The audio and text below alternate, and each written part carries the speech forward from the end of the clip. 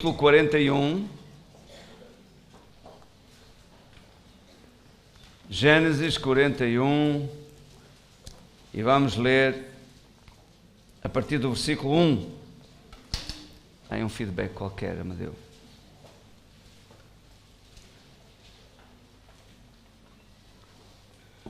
Gênesis, estás a ouvir?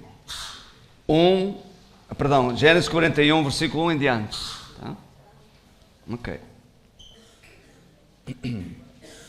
Então, a partir de agora estamos em direto também. Você que está a assistir esta reunião aí pela internet, ouça a palavra de Deus, creia nela, porque a Bíblia diz que a palavra de Deus opera na vida daqueles que creem, que misturam fé nas palavras que ouvem, ok?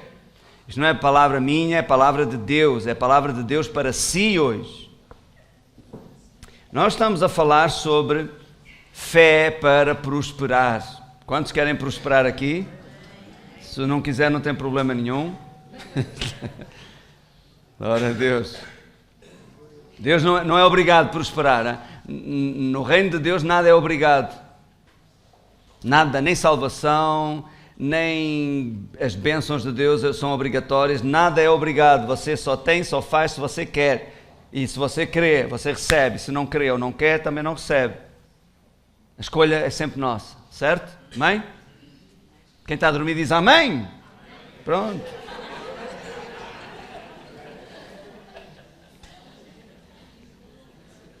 Ok. Vocês estão aqui? Quem é que está aqui? Está mesmo aqui? A cabeça está aqui também? Pronto, ok.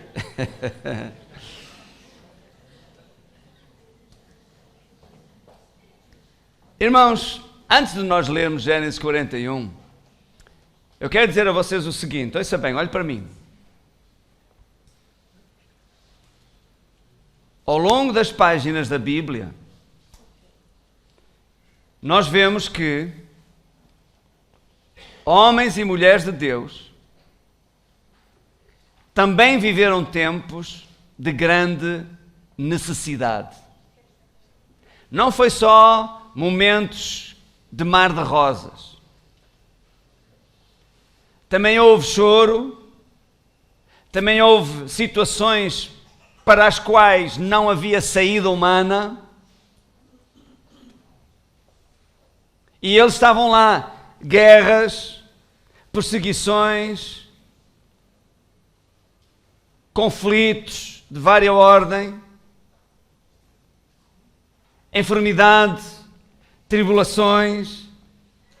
E estes homens e mulheres de Deus muitas vezes se acharam no meio destas situações todas. O próprio apóstolo Pedro disse: não estranheis a ardente prova que vem sobre vós, como se uma coisa estranha vos acontecesse. Sabei que as mesmas coisas acontecem com todos os vossos irmãos no mundo. Então, você não pense que se uma tribulaçãozinha bateu à sua porta, ai, Deus me abandonou. Ai, eu vou à igreja para quê? Ei, essas coisas estão aí no mundo. Agora, a grande questão é, não é o que lhe acontece que vai determinar a sua vida, mas o que você faz com as coisas que lhe acontecem, isso sim determinará se você será vencedor ou se você será um derrotado. Mas a escolha é sua. Diga à pessoa que está ao seu lado, não é o que te acontece, é o que tu fazes com o que te acontece. Ok? Então, Gênesis 41 diz assim: aconteceu que ao fim de dois anos inteiros Faraó sonhou, e eis que estava em pé junto ao rio. Eis que subiram do rio 7 vacas, formosas à vista, gordas de carne, e pastavam no prado. Eis que subiram do rio após elas outras 7 vacas, feias à vista e magras de carne, e paravam junto às outras vacas na praia do rio. As vacas feias à vista e magras de carne comiam as 7 vacas formosas à vista e gordas. Então acordou o Faraó. Depois dormiu E sonhou outra vez, e eis que brotava de um mesmo pé 7 espigas cheias e boas, e eis que 7 espigas miúdas e queimadas do ventre oriental brotavam após elas.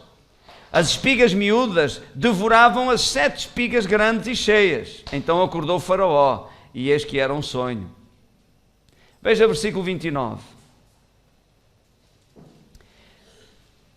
José foi chamado para interpretar o sonho. Conhecem a história, certo? Então ele diz: eis que vêm 7 anos e haverá grande fartura em toda a terra do Egito, as 7 vacas gordas e as 7 espigas cheias. Depois deles levantar-se-ão 7 anos de fome, e toda aquela fartura será esquecida na terra do Egito, e a fome consumirá a terra.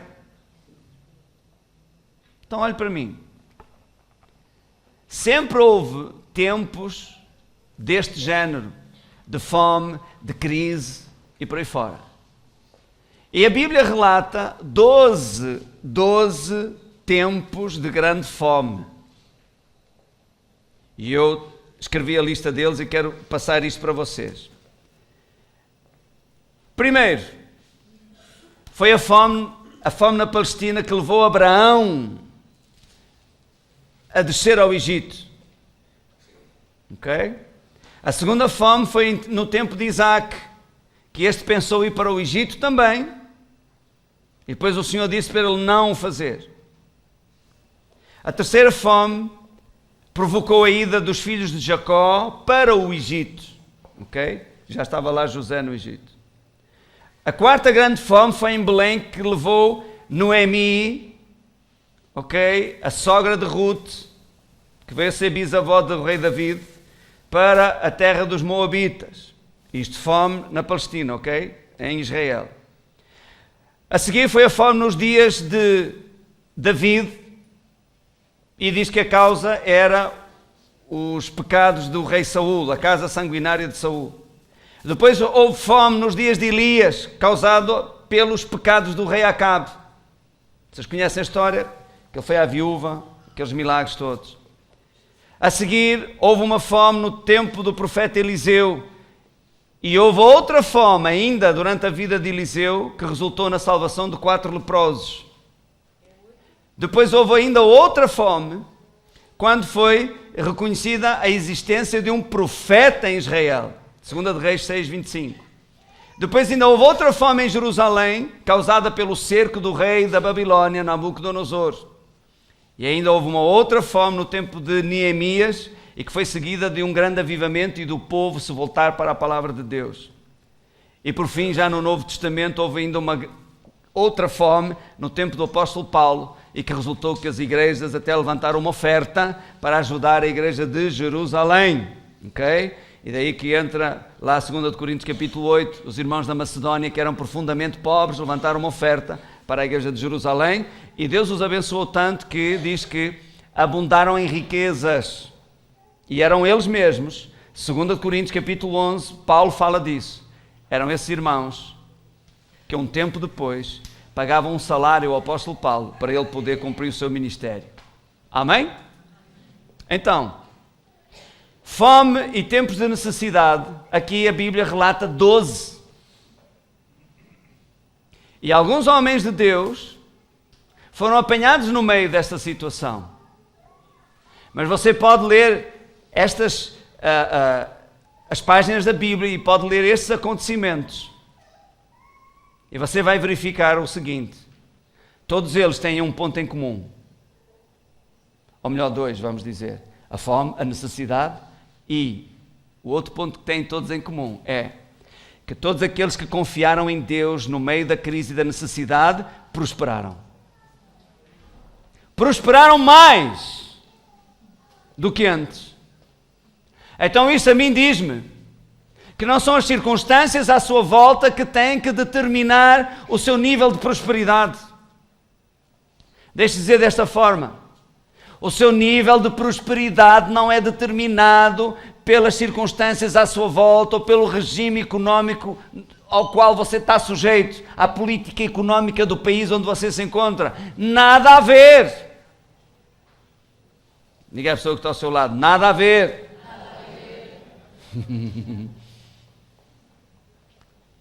Olhe, Abraão foi apanhado num tempo de fome, é a primeira fome de que a Bíblia relata. Ele desceu para o Egito.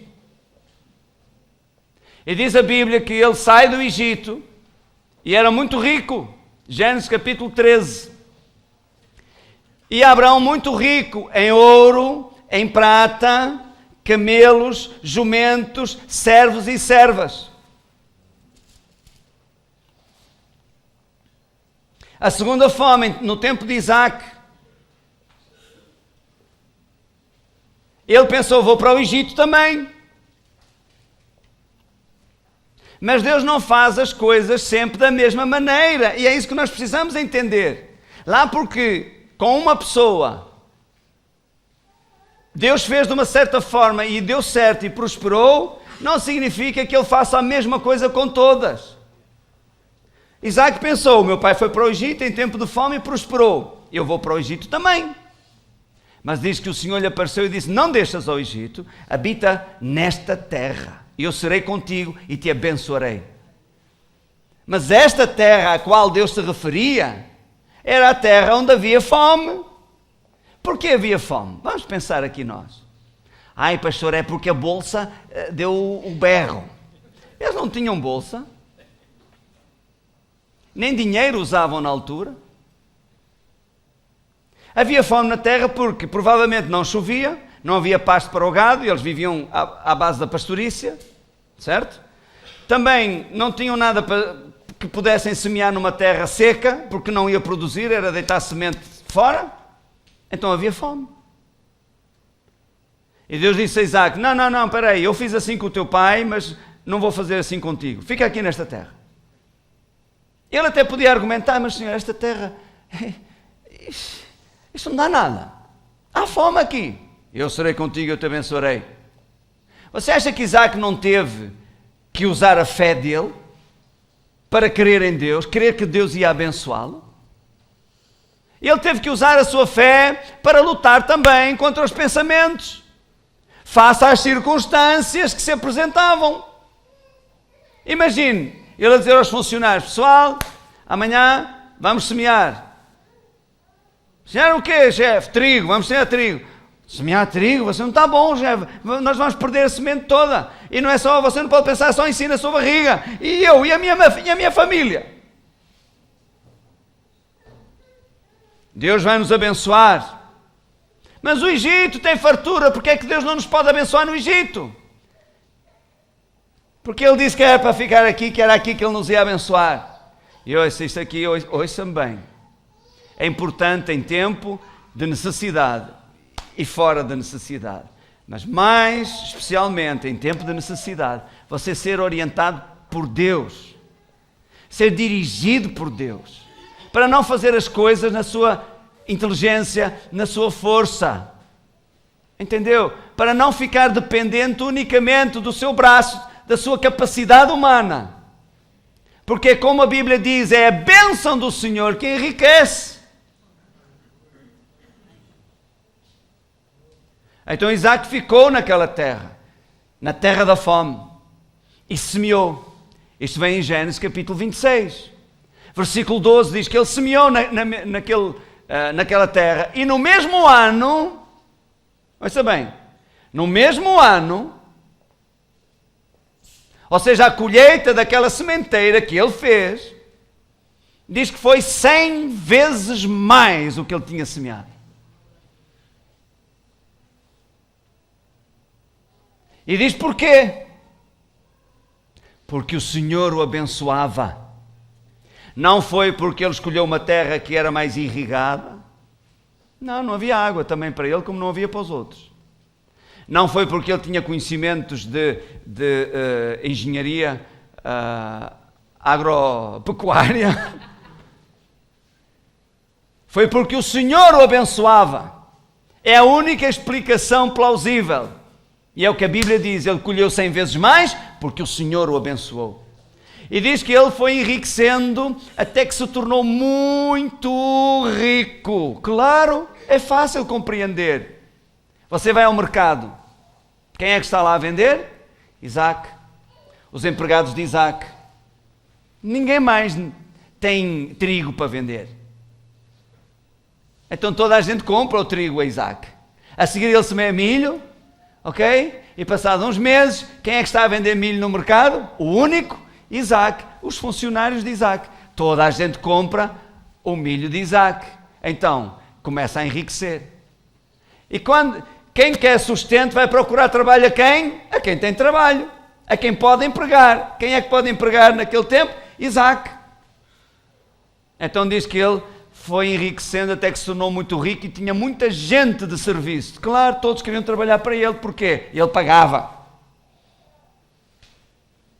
E isto tudo em tempo de fome e na terra da fome. Deus não depende das circunstâncias para o abençoar. Deus só precisa que você seja obediente e que você creia nele. Então ele vai abençoar. Se você é empresário, ouça, a concorrência não vai determinar o seu volume de negócios. Você só precisa buscar a Deus. Senhor, quais são as tuas instruções? O que é que tu queres que eu faça? E como eu sempre digo, podem abrir, cavar outros poços ao lado do seu. Não tenha medo. O seu nunca vai faltar água. Confie em Deus. Não é a política económica que vai determinar se você prospera ou não. A sua fonte é Deus. A sua fonte não são os seus clientes. A sua fonte não é o seu salário. Não é o seu patrão. A sua fonte é Deus. E se você fizer dele a sua fonte, o seu provedor, ele vai cuidar de si. Ele vai fazê-lo prosperar. Hebreus 13, versículo 6 diz: digamos com confiança, digamos ousadamente: o Senhor é o meu ajudador e eu não temerei. Que me poderá fazer o homem? Diga comigo: o Senhor é o meu ajudador, eu não temerei. Que me poderá fazer o homem? Aqui é que está o segredo. Nestes 12 tempos de fome que a Bíblia relata, Deus sempre cuidou daqueles que confiaram nele.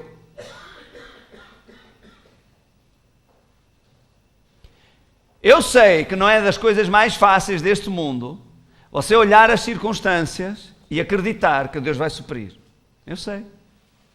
Eu sei que não é das coisas mais fáceis do mundo você chegar ao dia 30 ou ao dia 26, tem a renda para pagar na próxima semana, você ainda não tem o dinheiro da renda, o patrão já disse que este mês só iam receber metade e a outra metade 15 dias depois. Não é das coisas mais fáceis você confiar em Deus que quando chegar o dia de pagar a renda você tem lá o dinheiro.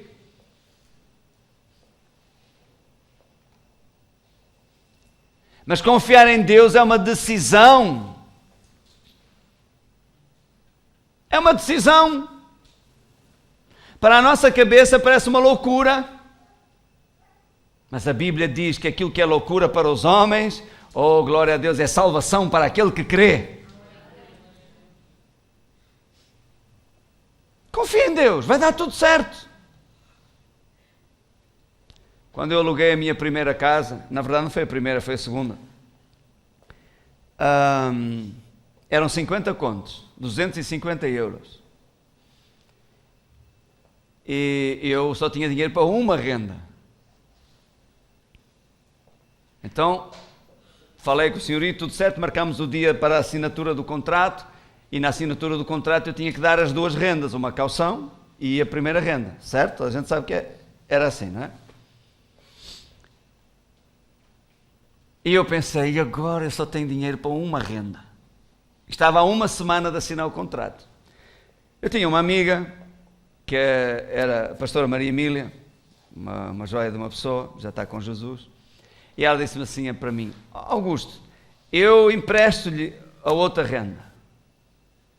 E eu fiquei assim um bocado meio, não é, inibido, constrangido também, e fiquei também sem saber, não é? Está bem, obrigada. E ela passou-me um cheque. Mas aquilo não ficou bem ali, qualquer coisa não estava bem. Eu pensei, não está bem. Nunca levantei o cheque. E andei, orei sobre o assunto, até que um dia eu estava a orar e o Senhor falou ao meu coração e disse assim: tu crês que a Maria Emília tem 50 contos para te emprestar? Por que não crês que eu tenho 50 contos para te dar? Isso é melhor, Senhor. É melhor. Eu creio. Amém. Eu creio que recebo os 50 contos extra para dar na segunda renda. Amém. No dia seguinte, pela manhã, a primeira coisa que eu fiz foi entregar o cheque lá à pastora Maria Emília. Eu disse: pastor Maria Emília, olha, está aqui o cheque, graças a Deus, não é preciso. E ela disse assim: mas que bom, então, como é que conseguiu? E eu não estava preparado para lhe responder, não é? Eu não pensei, como é que conseguiu a outra renda? O meu pai disse que me ia dar. Eu não menti, não é? Deus é meu pai e disse que me ia dar. Eu disse: o meu pai disse que me ia dar. Que bom, pronto, olha, se precisar, disponha. Muito obrigado, Deus abençoe. Chegou o dia de assinar o contrato e eu não tinha os 50 contos. E agora? Deus deixou-me ficar mal. Não, é nisso que nós crescemos. Deus está interessado em fazer com que a sua confiança cresça nele. Abandone-se, deixe-se ir, homem. Outros passaram por situações piores que essa, ok? E Deus não os deixou pendurados. Daniel foi atirado para a cova dos leões. Sadraque, Mesaque e Abednego foi lançado para a fornalha de fogo. E ali estou eu, em frente ao leão, o meu senhorio. Ele não era para brincadeiras, o senhor adérito. E eu vou de papo cheio, não é? Com 50 contos no bolso. Faltam mais 50. Seja o que Deus quiser, disse eu.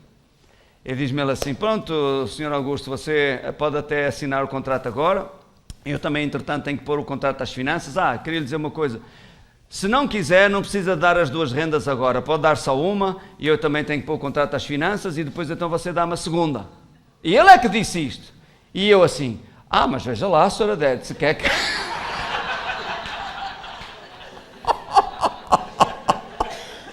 Graças a Deus que ele disse: não quero. Se ele dissesse: está bem, já que você diz, então eu enganei-me. Eu devia ter ficado calado, não é? A gente deve falar demais. Até que e ele disse: não, é como eu lhe disse. Está bem, pronto, o senhor é que sabe. Saí tão aliviado lá com o contrato assinado e: Senhor, tu és fiel, glória ao teu nome. E sabe o que aconteceu? No dia que nós tínhamos marcado para dar a outra renda, eu já tinha o dinheiro para dar na outra renda, glória a Deus. E com isto nós crescemos e aprendemos a confiar em Deus. Veja, a Bíblia fala, eu fiz referência há pouco, Sadraque, Mesaque e Abednego, 3 jovens hebreus que foram levados cativos pelo rei Nabucodonosor para a Babilônia. Ok? Sabemos que eles não adoraram a estátua de ouro e o rei ameaçou-os lançar na fornalha de fogo. Mandou aquecer a fornalha 7 vezes mais. Mas para Deus é igual, ou não? Você consegue imaginar Deus a pensar: a fornalha a 3.000 graus, eu ainda consigo safá-los. Agora vai aquecer 7 vezes mais, 21 mil graus. Com esta eu não esperava. Como é que eu vou fazer agora? Você consegue imaginar Deus preocupado com isso? O rei, 7 vezes mais, eu quero ver quem é o Deus que vos vai livrar da minha mão e do fogo. E sabe qual foi a resposta deles? Rei, com respeito a este assunto, nem merece resposta. Mas olha, só para tu ficares mais descansado, estás um bocado estressado, o nosso Deus a quem nós servimos, Ele nos livrará da tua mão e dessa fornalha aí. Amarrem-nos, atirem-nos lá para dentro. E diz que os soldados que os lançaram para dentro da fornalha, ok, morreram com o calor. E eles caíram dentro da fornalha amarrados. E de repente, o rei olha lá para dentro, Nabucodonosor, e diz assim, pessoal, quantos é que atiramos lá para dentro? Rei, são 3. 3? Eu estou a ver 4 lá dentro. E o aspecto do quarto parece o filho dos deuses, que era resplandecente, não é? O anjo do Senhor. Tá. E eles andam a passear lá dentro e o fogo não tem poder sobre eles. Eu não sei como é que você passeia. Você vai na rua e como é que você passeia? É assim que você passeia? Não. Você anda a passear e tal, olha para a montra, olha, às vezes olha para outras coisas, e a mulher ao lado, pão! Só com porra, malhete. Eles andavam a passear dentro da fornalha, até que o rei chamou. Lembra-se como o rei, como é que ele falava quando os mandou lá para dentro? E agora assim, Sadraque, Mesaque, Abednego, saí, servos do Deus Altíssimo. E eles saíram, cheiraram-nos, nem cheiro de fogo ou de fumo tinha na cabeça, no corpo deles, nada se queimou, a não ser aquilo que os amarrava. Então o rei fez um decreto, alterou a lei, diz que agora ninguém mais adora a estátua de ouro. Agora toda a gente tem que adorar o Deus de Sadraque, de Mesaque e Abednego, porque não há outro Deus que possa livrar como este, e diz, e os fez prosperar na província da Babilónia.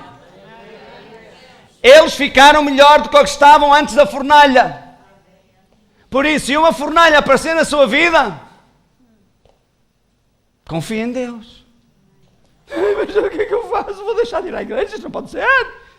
Se você deixar de ir à igreja, vai passar pelas brasas e vai sair bem passado. Deus não é o seu problema. Há pessoas que pensam que quando o problema surge, a solução é afastar-se de Deus. É isso que o diabo quer. Ele não é o seu problema, ele é a solução para a sua vida. Não tenha medo. Ele é o amigo das horas incertas.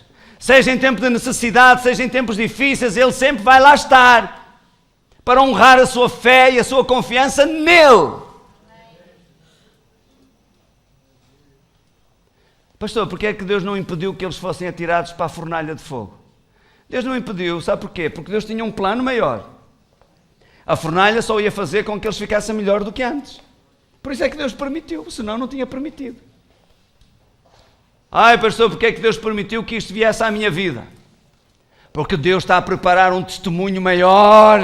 Por isso é que é hora de você confiar em Deus, não é desistir, nem retroceder, é crer, reter a sua confissão, manter a sua confiança. Vai dar tudo certo, o gato vai cair de pé outra vez. Confie em Deus, creia nele. Outro caso foi Daniel.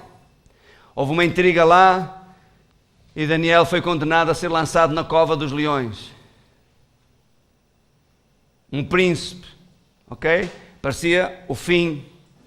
Você sabe que a Bíblia diz em Hebreus que Daniel pôs a fé dele para ser livre da boca dos leões? Ou para Deus fechar a boca aos leões? A Bíblia diz isso. Ou você imagine, abrem, aquilo era uma caverna e a entrada estava em cima, certo? Para o leão não chegar. Não puseram uma escada para Daniel descer, nem atiraram uma corda para ele descer, atiraram-no a ele. Porquê? Olha, se chegasse lá abaixo mais moído, melhor era. Entendeu? Então atiraram lá, lançaram-no lá para dentro e fecharam a caverna. O que é que eles pensaram? Tchau, adeus Daniel. E os inimigos dele pensaram o mesmo. Já nos vimos livres deste. Só que quando Daniel chegou lá abaixo, ok, os leões já tinham recebido instruções que nesse ninguém toca. Entendeu? Diz que o anjo do Senhor foi à frente E teve uma conversa com os leões. E ao que parece tinha lá um leão que era cigano. O Fábio não está aí? Ai, senhor. E sabe como é o cigano para negociar? Ai, cala tu, trapalhão. Com tanta fome que nós estamos, como é que esse vem aí e a gente não come? Não, nesse ninguém toca e não se preocupem porque há um banquete a seguir, preparado para vocês. E tinha lá um leão que era surdo. Quando Daniel chegou, ia-se a mandar a ele, não tinha ouvido as instruções, não é, Eduardo? E o chefão lá do sítio, o leão cigano, teve que dizer: ai, cala-te tu, malvado negro, não toques nele. E teve que fazer lá os gestos para ele entender. Sei que no dia seguinte, quando tiraram a pedra, o rei disse: Daniel, Daniel, Daniel, Daniel, Daniel. É o eco na caverna, não é? Deu-se o caso do teu Deus, o teu Deus, o teu Deus, o teu Deus, a quem tu continuamente... continuamente. Daniel não ia à igreja ao domingo e depois não ia, depois ia, depois tinha uma dor, voltava e depois já não doía, não ia, depois não. Ele servia continuamente a Deus e veja como o rei sabia. As pessoas que o rodeiam sabem como é que você serve a Deus. E você está a ser a Bíblia que eles estão a ler.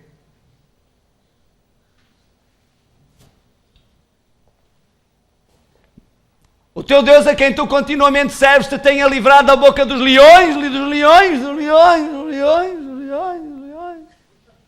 E fica. E nisso ele ouviu: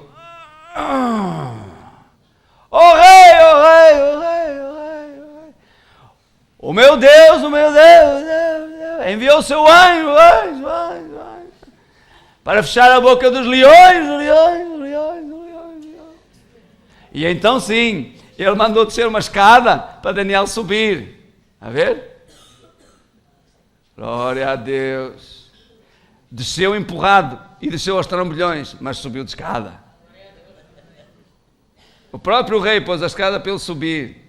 Ouça, pode ser que no seu trabalho o queiram também lançar na cova dos leões, mas confie em Deus, ok? Porque será o seu próprio chefe a pôr a escada para você subir.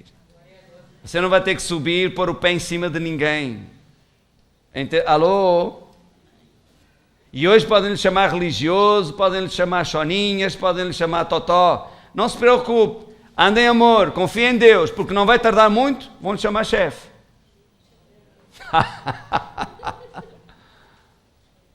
E o que aconteceu? Olharam para Daniel, ele estava intacto.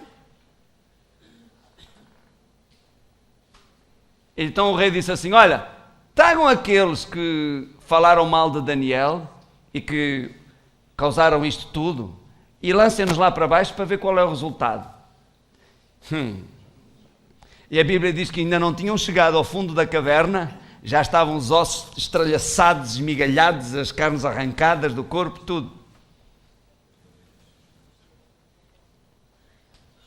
Confie em Deus, vai dar tudo certo. E diz a Bíblia que o Nabucodonosor fez prosperar Daniel na província da Babilônia. Ele ainda ficou mais próspero do que o que estava antes. Por isso, as circunstâncias à sua volta, se você confiar em Deus, só contribuirão para você ficar melhor do que o que você estava antes. Tire os seus olhos do seu salário. Oh, pastor, ele mal se vê, se eu não olhar para ele, então é que eu não vejo nada. Esse é o seu problema. Tire os olhos do seu salário, ponha os seus olhos em Jesus, ponha os seus olhos na palavra de Deus, nas promessas de Deus. Quem lhe diz assim que o seu salário é o único meio que Deus tem ou que Deus pode usar para suprir as suas necessidades? Diga-me lá você a mim. O seu salário é só um canal de suprimento. Um canal de suprimento. Deus pode usar outros canais de suprimento, outros meios de chegar até si a bênção.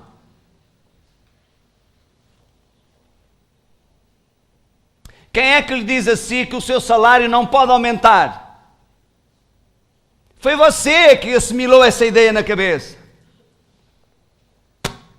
Aí o patrão também diz, pastor, não se preocupe, volta ao mesmo. Mesmo que o patrão não pudesse aumentar o seu salário, Deus tem outras formas de aumento, do dinheiro chegar às suas mãos. Você pode dar um chute numa pedra e ter lá uma nota de 100 euros.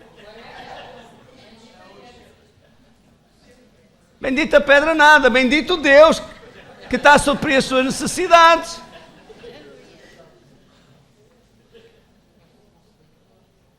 Amém? Qual é o problema? Vai-me dizer que é impossível isso acontecer? Confie em Deus. Faça dele a sua fonte. Você é empresário. Ouça, Deus é poderoso para trazer pessoas do estrangeiro para vir comprar a sua mercadoria aqui. E até pôr as pessoas a dizer-lhe que é para você abrir a pestana e perceber, espera, Deus está a cuidar de mim. As pessoas dizerem, olha, é assim, eu vim de Viseu, não sei porque é que não fui comprar lá, porque até tem lá mais perto e mais barato. Mas não sei, estava a passar aqui e veio-me assim uma coisa, olha, parece que tenho que comprar aqui esta pessoa, uma pessoa de confiança, vou comprar aqui. E compra a sua mercadoria. O que é isto? É Deus. É Deus. Não foi o Santo Antônio. É Deus a cuidar de si. Alô? Diga, Deus cuida de mim. Diga, eu confio em Deus. Amém. Então, veja aí, para terminar, abra a Bíblia em 2 Coríntios 4. Deus quer que você prospere. Deus tem uma reputação a defender. O diabo quer que você seja pobre, que você ande sempre a rapar o fundo ao tacho, entendeu? Que ande sempre a roer a côdea de há 3 dias. A mesma côdea, começou a roer há 3 dias atrás, o diabo quer que você continue a roê-la hoje. Claro que sim, o diabo só veio para matar, roubar e destruir. Ele é o autor da pobreza, mas Deus é o criador de todas as riquezas. E Deus, quando criou as riquezas, Deus não estava a pensar no diabo, em que elas ficassem nas mãos do diabo como vieram a ficar. Deus estava a pensar no seu povo, naqueles que o amam. Olhe para mim.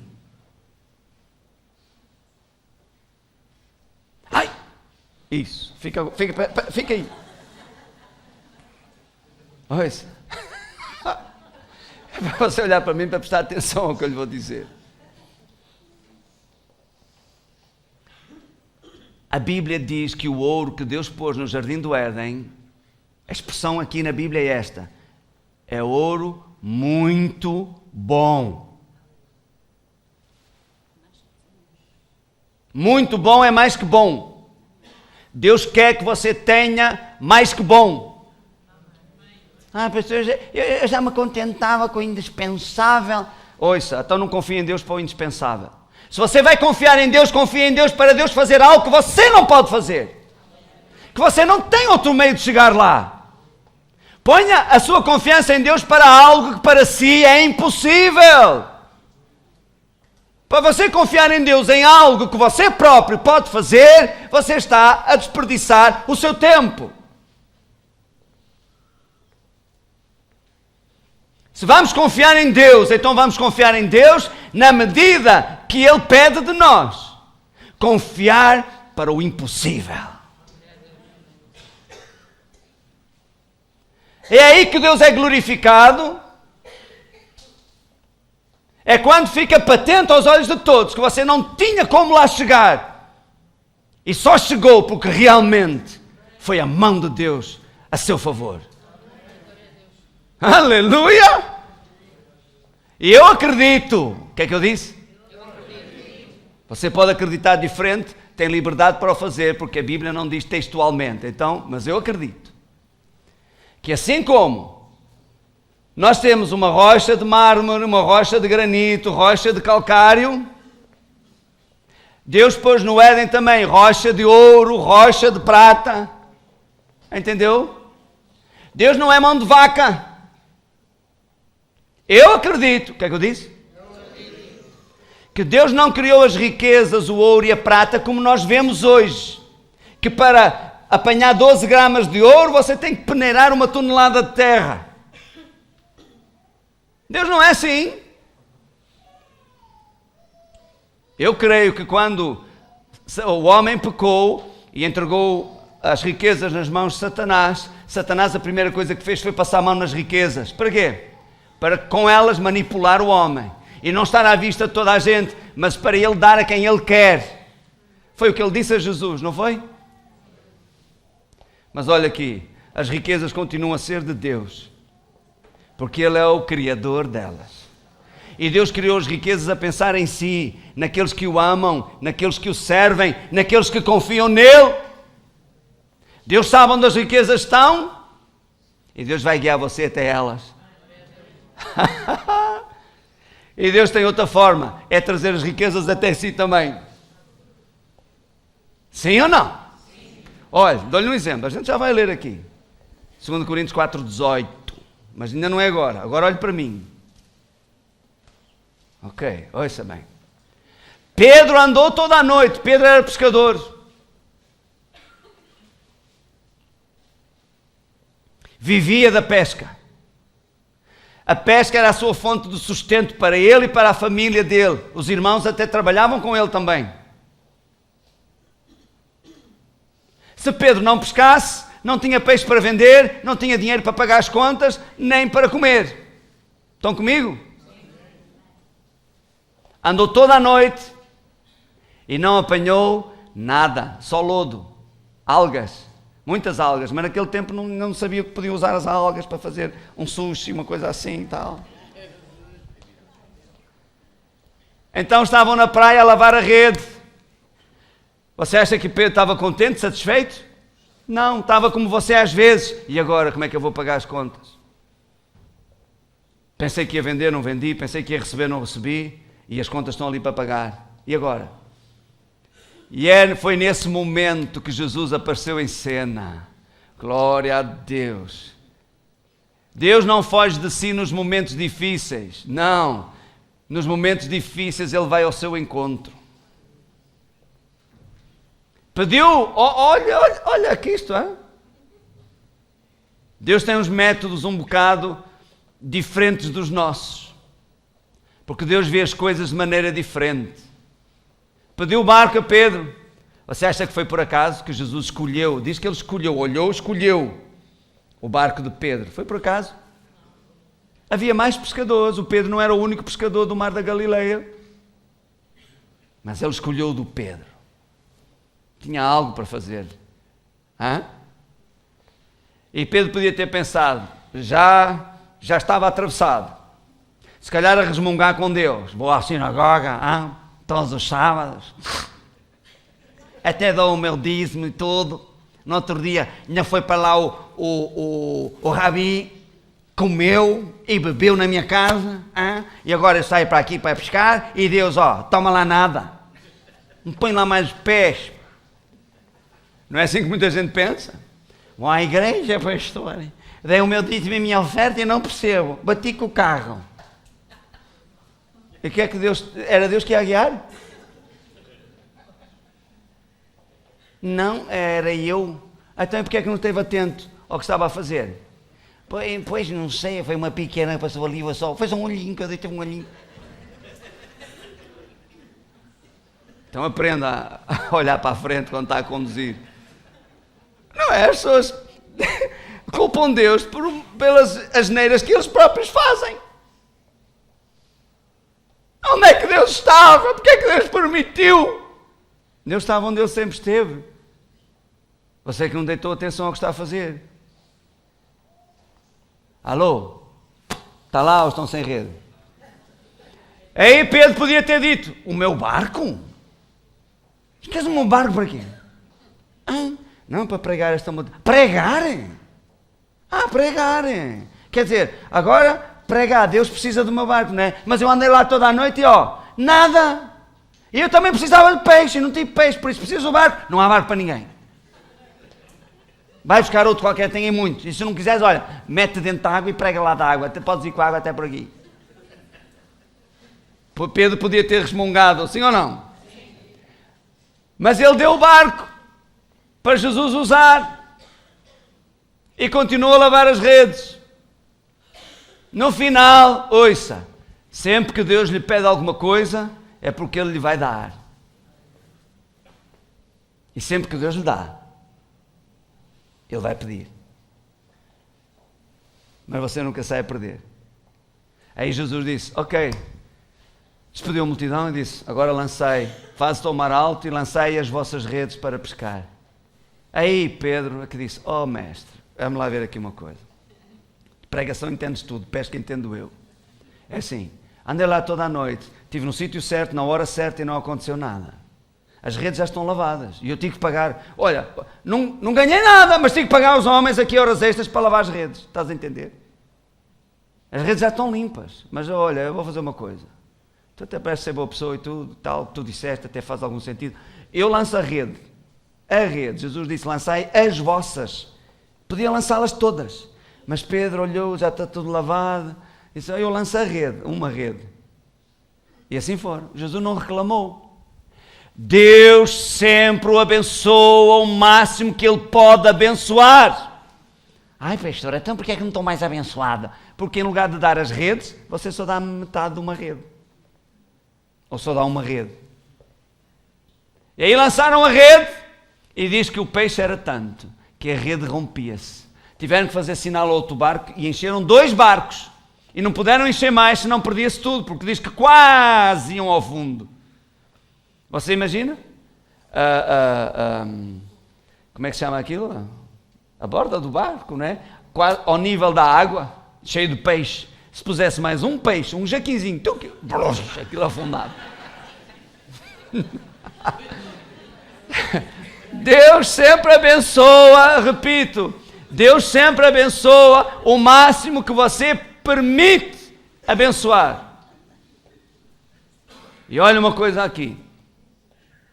Toda a noite a rede de Pedro andou atrás do peixe e não apanhou nada. Mas quando ele obedeceu a Jesus, não foi mais a rede que foi atrás do peixe, foi o peixe que veio ao encontro da rede de Pedro. Glória a Deus.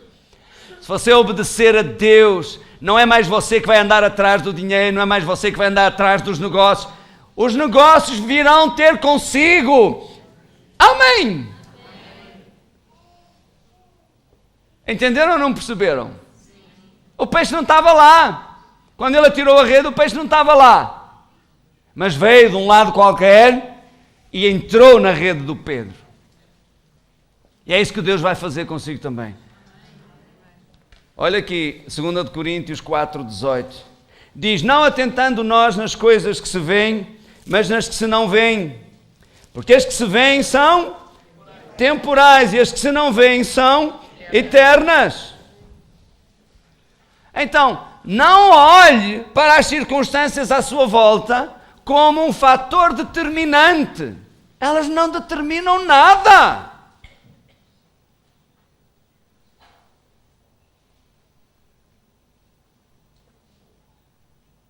Não são as circunstâncias que determinam a sua vida. É você, na realidade, que determina que, apesar das circunstâncias, você vai confiar em Deus. E Deus sempre honrará a sua palavra. E diz que quando chegaram à terra, Pedro disse, Senhor, ausenta-te de mim, porque eu não dou 2 para a caixa, eu não mereço isto. Eu sou um homem pecador. E Jesus disse, não te preocupes com isso, Pedro. A partir de agora vais ser pescador de homens. Bora, vamos embora. E diz que ele largou tudo. Os 2 barcos cheios, largou tudo e seguiu Jesus. E aqui está um segredo.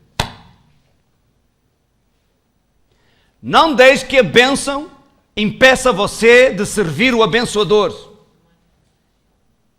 Que é o que acontece com algumas pessoas. E eu tenho tanta pena. Já aconteceu com pessoas aqui do ministério. Não tinham nada. E Deus as fez prosperar, passo a passo.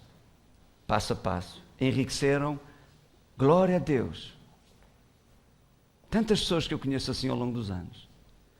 E chega a um ponto que já não tem tempo para servir a Deus como servia antes. Porquê? Porque agora tem uma casa nas Verlengas. 3 mesinhos de férias, ninguém nos tira. Isso é sagrado. É tão perigoso quando as pessoas começam a falar assim. Uma casa em Miami, meu amigo, ora Verlengas, ora Miami, mas 3 mesinhos de férias é sagrado. Ninguém nos tira.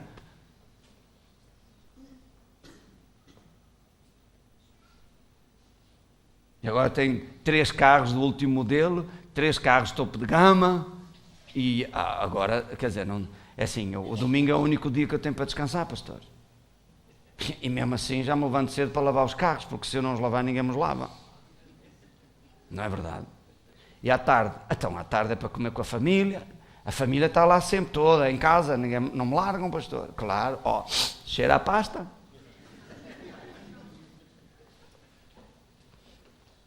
E isso, os almoços que acabam lá para as 3, 4 da tarde. Então, a essa hora... Não, pastor, porquê é que não faz uma reunião às 6 da tarde? Eu vinha, para eu ouvir. Você não vem às das 10 e vinha às das 6. Entenderam? E para tristeza minha, dor minha, eu vi essas pessoas também a perder tudo. Os 3 meses de férias que ninguém tirava, tchau. Os carrinhos que tinha que lavar os carros, tchau. Tudo desapareceu. Deus não amava essas pessoas? Claro que sim. Sempre amou. Qual foi o problema? Foi que deixaram que a bênção os impedisse de servir aquele que os abençoou. Esqueceram-se de que veio de Deus a bênção. Então não se esqueça você. Não, pastor, se eu enriquecesse assim tanto? Não, nunca na vida, pastor. Eu ia servir a Deus de todo o meu coração. Então, por que é que não faz agora? E tem tão pouco. Está à espera de ter muito? Para começar a servir a Deus? Esqueça. Jesus disse, quem é fiel no pouco, também é fiel no muito. E quem não é fiel no pouco, também não será fiel no muito. Alô? Está lá? Diga à pessoa que está ao seu lado, quem precisava de ouvir isto não veio hoje?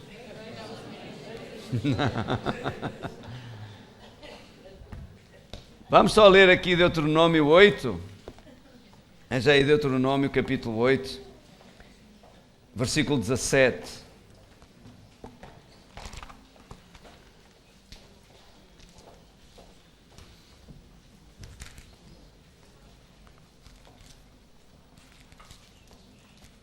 Irmãos, a gente não vem à igreja nem amamos a Jesus para enriquecer, entendeu? Entendeu ou não? Nós servimos a Deus porque amamos a Deus, ok? Porque lhe rendemos a nossa vida como Jesus deu a vida dele por nós. Agora, a vontade de Deus é que você prospere, então nós queremos em Deus que Ele nos faz prosperar. É promessa de Deus, não há nada de errado nisso. Sim? Isaías 1,19 diz, se quiseres e fores obediente, comerás o bem desta terra. Deus quer que você coma o bem desta terra. A Bíblia diz, Salmo 23, versículo 1, o Senhor é meu pastor e nada me faltará. Prepara uma mesa farta perante mim na presença dos meus inimigos. Ouça, isso não é no céu. Há sempre aqueles cristãos mais ortodoxos, ok? Os dinossauros da fé, que diz, não, isso é no céu, uma mesa farta, um cálice transbordante. É no céu. Oi, a Bíblia diz, na presença dos meus inimigos. No céu não tem inimigos. Então a abundância é aqui na terra. Além disso, Deus está interessado em suprir todas as suas necessidades, é aqui na terra. Porque a fatura da luz não vai ter ao céu. É aqui que você tem que pagar, sim ou não? Você não pode chegar ali à repartição das finanças e dizer, olha, faz favor, chama o chefe. Olha, o meu nome é António Fonseca, o meu contribuinte é o 192-675-4391. Já tem um número a mais? Enganei-me, o 1 não é. Vamos fazer aqui uma coisa, assim, todo o meu IRS, está a ver? O senhor vai juntando, está bem aí, depois quando eu morrer, o senhor manda tudo para o céu, que é onde eu vou estar, e eu pago tudo uma vez só, pode ser? Até pode pôr juros de 50%. Você acha que o chefe das finanças vai na conversa? Hã? Às vezes as pessoas têm uma ideia assim. Não, é no céu, Deus vai suprir necessidade. A necessidade não está no céu. Se diz que Ele supre necessidades, a necessidade está aqui na terra. É aqui que Ele quer suprir. Deuteronômio 8, versículo 17 diz assim: não digas no teu coração, a minha força e a fortaleza do meu braço me adquiriram estas riquezas. Antes te lembrarás do Senhor teu Deus. É Ele que te dá força para adquirir riquezas, para confirmar a sua aliança que jurou aos teus pais, como se vê neste dia, ou como se fosse jurado hoje, ou como se a promessa fosse feita hoje. Deus quer suprir todas as suas necessidades para cumprir a promessa que Ele mesmo fez.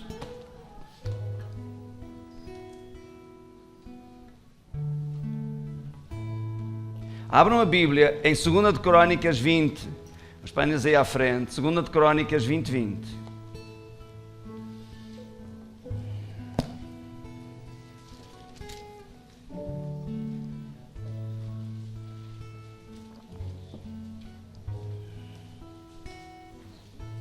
Segunda de Crónicas 20, 20, diz assim: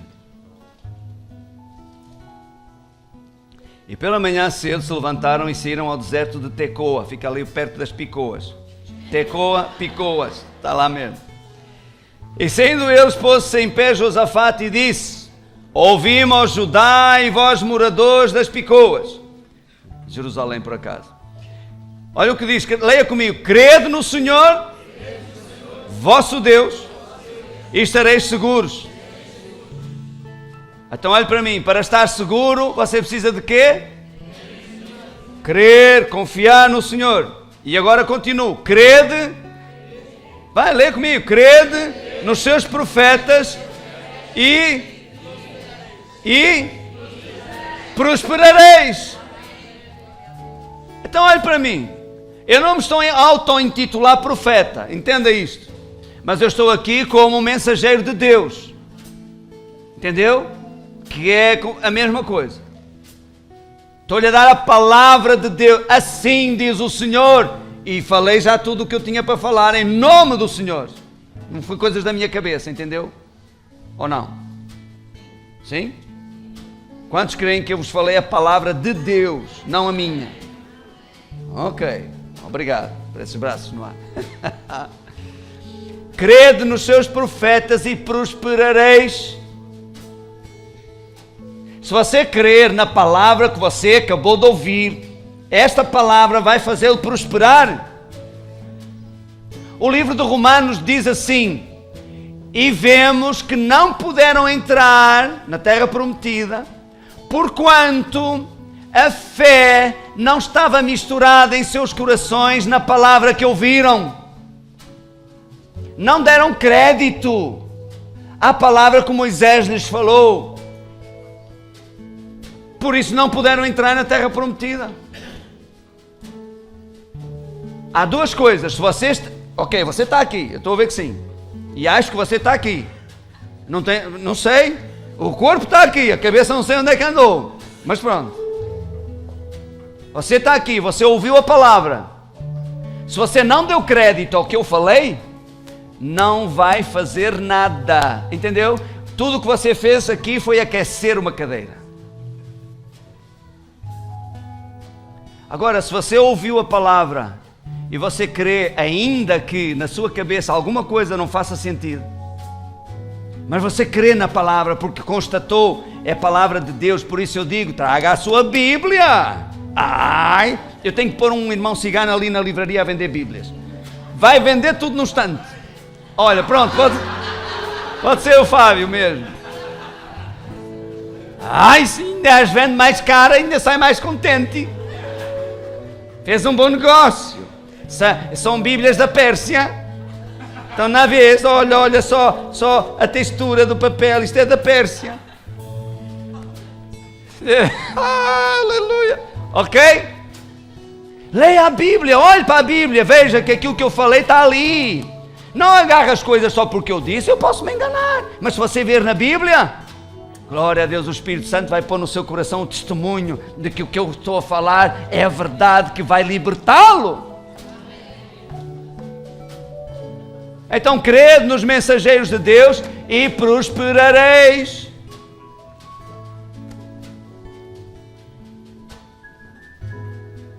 Eu recordo-me uma vez, um irmão, um empresário, fazia carteiras de senhora, bolsas, não é? Veio à igreja completamente falido, desesperado, até já pensava dar um tiro na cabeça e acabou. Porque as finanças em cima, não é? Então eu falei a ele sobre o semear, dízimos, ofertas, honrar a Deus, ser fiel a Deus. E ele lá a muito custo, ele lá começou, na sua necessidade, na sua dificuldade. Lá, segundo ele diz, já não anda a fiscalizar, mas segundo ele diz, lá foi andando. Então eu percebo, durante semana para semana, ele até começou a vestir melhor, não é? Sabe quando uma pessoa está deprimida e desanimada, nem tem gosto para se vestir nem nada, nem para se arranjar, não é verdade? Então eu já vinha mais arranjadinho e tal, glória a Deus. Então, pastor, graças a Deus está a funcionar, eu tenho recebido encomendas até do estrangeiro, glória a Deus, está a funcionar. Fantástico, glória a Deus, Deus é fiel. E o tempo foi passando e acho que foi um ano, eu deixo de o ver, nunca mais veio à igreja. Passou alguns meses mais e ele aparece no mesmo estado quando veio pela primeira vez. Eu olhei, achei tão estranho. Disse, então irmão, o que é que aconteceu? O que é feito assim? Nunca mais vi você aqui na igreja. O que é que aconteceu? Pastor, é uma longa história, se você tiver um tempo a gente conversa. E eu estou a falar isto porque ele disse que eu podia fazê-lo. Também vocês não sabem quem é? E ele disse esta história assim, olha pastor, realmente Deus abençoou, começou a abençoar muito, eu comecei a receber encomendas do estrangeiro, de vários países. Então eu pensei, eu não dou vazão, eu tenho que meter mais pessoal e tenho que aumentar a fábrica e comprar mais máquinas. Então foi o que eu fiz, pastor, aumentei a fábrica, meti mais pessoal e comprei mais máquinas em sistema leasing, etc. E certo, então e depois? Pastor, depois tínhamos que trabalhar praticamente todos os dias. E eu tinha que estar lá, não é? Eu não podia faltar não é? Por isso é que você não deixou de me ver aqui na igreja. Mas de repente, encomendas foram canceladas, eu cheguei ao ponto que já não tinha dinheiro para pagar o leasing das máquinas. Foram-me lá buscar as máquinas, tive que despedir pessoal, ainda deu-me uma trabalheira só e montes de dinheiro que eu gastei para pagar os direitos do pessoal que eu despedi. Olha pastor, sinceramente nem sei mais o que é de fazer, parece que voltei à estaca zero outra vez. E eu disse-lhe assim, filho, esta pergunta, às vezes um pregador é inconveniente. Quando um homem de Deus é dirigido pelo Espírito de Deus, muitas vezes é inconveniente, porque vai tocar na ferida. Eu disse, você foi sempre fiel a Deus, nos seus dízimos e ofertas, como eu lhe disse. Seu pastor, pois aí é outra coisa, porque assim, no início, quando o senhor pastor me disse para eu dar os dízimos e ofertas, era uma coisa pequenina, mas depois o negócio foi crescendo tanto, que já a minha mulher também me dizia, fulano, já viste, vais dar esse dinheiro todo? Não achas que é muito? E eu fiquei assim um bocado constrangido, pastor, e olha, pronto, até para aliviar a consciência foi mais uma das razões porque eu deixei de vir à igreja. E eu disse, homem, e você não percebeu que era Deus que lhe estava a dar tudo, porque você foi fiel a Ele? Mas não tinha problema, você vinha ter comigo e eu orava e pedia a Deus para o seu dízimo continuar a ser pequenino.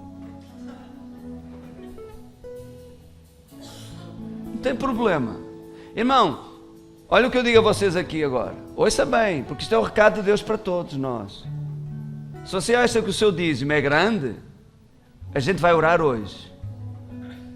E eu vou pedir a Deus, em nome de Jesus, para o seu dízimo ser bem pequenino. Está bem? Não está bem? Eu sei que Deus vai ouvir. Ele sempre me ouve. Eu peço a Deus, não tenha problemas, eu peço. Se você olha para o dízimo e diz, ih, pá, isto é muito. Você vai vir aqui à frente daqui a pouco e vamos orar os dois e pedir a Deus para o seu dízimo baixar e ser bem pequenino, de forma que você dê com alegria e sem ficar preocupado. Pode ser? Não? Você não quer que diminua, para não, você quer é que aumente. Então seja fiel a Deus. É Ele que lhe dá tudo. É Ele que lhe dá tudo. É Ele que lhe dá força para você adquirir riquezas. É a bênção do Senhor que faz você prosperar. Não há nada de errado com possuir riquezas. O errado é quando as riquezas o possuem a si. E não é preciso ter muitas. Há pessoas que são possuídas pelo tão pouco que têm. Tão pouco. Então seja generoso. A Bíblia diz que a alma generosa prosperará. E esta é a vontade de Deus para a sua vida. Que você prospere. Vamos ficar de pé. Diga comigo, glória a Deus, pela palavra de Deus, que entrou em meu coração e está a mudar a minha vida. Vamos fazer aqui algumas afirmações, ok? Para nos lembrarmos a nós mesmos, a não olharmos para as circunstâncias, mas a confiarmos em Deus. Digam todos assim comigo: eu vivo pela fé em Deus, pela fé na palavra de Deus. Eu não vivo por aquilo que eu vejo à minha volta, nem por aquilo que eu sinto. Eu não vivo baseado nas circunstâncias. Eu vivo pela fé nas promessas de Deus. Eu sou obediente a Deus, dirigido por Deus, e Ele me faz prosperar até no meio da necessidade. Amém? Amém? Glória a Deus. Vamos baixar a nossa cabeça. Eu quero falar para aquelas pessoas que estão aqui por primeira vez, mas ainda não renderam a sua vida a Jesus. Num minuto quero só dizer-lhe o seguinte: Jesus disse: eu sou o caminho, a verdade e a vida, ninguém vem ao Pai senão por mim. Jesus desceu do céu para nos reconciliar com Deus Pai. Não foi para abrir uma nova religião. Deus não é religioso. Deus não é católico, nem judeu, nem muçulmano, nem protestante. Deus ama a todos de igual. Na verdade, a discriminação são os homens que a fazem. E a religião são caminhos feitos pelos homens para tentar chegar a Deus. Por isso há tanta religião. Cada homem no seu tempo, no seu espaço, na sua cultura, achou que essa era a melhor maneira de chegar a Deus pelo seu próprio esforço. Isso é uma religião. Mas Jesus não é um caminho feito pelos homens para tentar chegar a Deus. Jesus é o caminho feito por Deus para a salvação da humanidade. E se religião salvasse, ou se religião levasse o homem a Deus, Jesus não teria necessidade de ter vindo à terra. Deus teria poupado Jesus. Não, mas agora Jesus é o caminho, a verdade e a vida. Se você quer chegar a Deus, tenha a convicção religiosa que você tiver ou nenhuma, você só tem um caminho e o seu nome é Jesus, não há outro. Se você não acredita em Deus, nunca acreditou e acha que isso é tudo assim, epá, estás a ver, gente de cabeça fraca. Então vamos pôr a fé de lado e vamos falar da razão. Veja, se Deus existe, se Deus é real, um dia você morre e vai para o inferno. Porque se Deus existe, então há um céu, como a Bíblia diz, e há um inferno. O céu para aqueles que creram em Deus, que creram em Jesus, que receberam Jesus, e o inferno para aqueles que o rejeitaram. Então, se Deus existe, você não acredita nele, você vai para o inferno quando morrer. Agora, se Deus não existe, imaginemos que tudo o que eu falei é tudo engano, afinal Deus não existe, andamos todos aqui a enganar uns aos outros, Deus não existe. Ok, se Deus não existe e você acredita nele, você não perdeu nada. Sim, morre, acabou. Deus afinal não existia, não teve nada para perder. O que eu quero dizer é que, até seguindo a razão, é inteligente acreditar em Deus, porque tem tudo a ganhar e nada a perder. Então, enquanto estamos de cabeça baixa e você quer pedir a Jesus para entrar na sua vida e perdoar os seus pecados, transformar a sua vida, faça então esta oração comigo.